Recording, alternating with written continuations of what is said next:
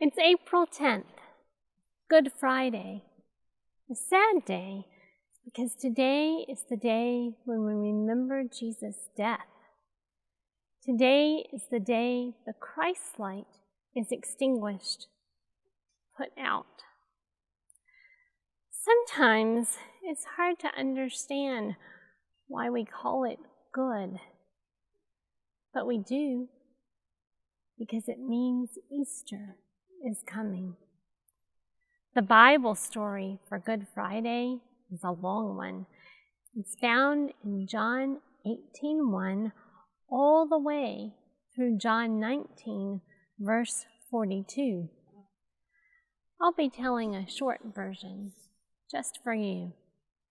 The story begins after the Passover feast. After the Passover meal, Jesus and his disciples went to a garden on the Mount of Olives. His followers, Peter, John, and James, walked with him.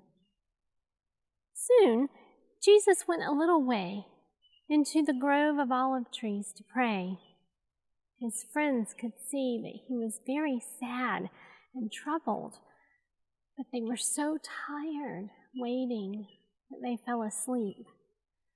Twice, Jesus gently woke them, but when he began to pray again, they dozed off. They just couldn't keep their eyes awake and open. When Jesus came back the third time, he told his disciples, "Get up, let's go. The time is here for me to be taken away." Just then, they heard footsteps. A gang of men with clubs and swords came into the garden.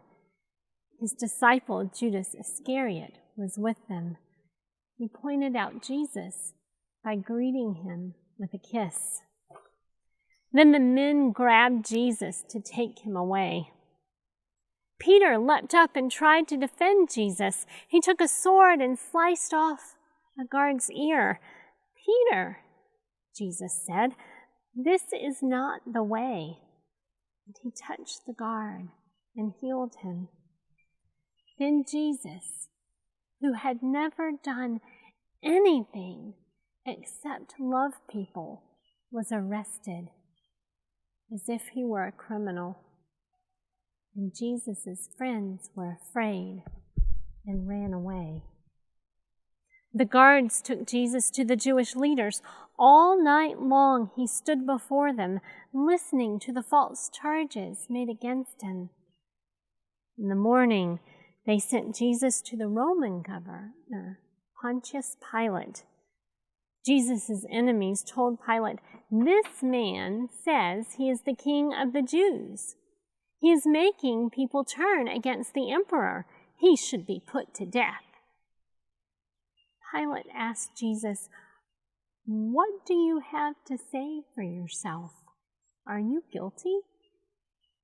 "My kingdom is not of this world," answered Jesus. "Set him free," said Pilate.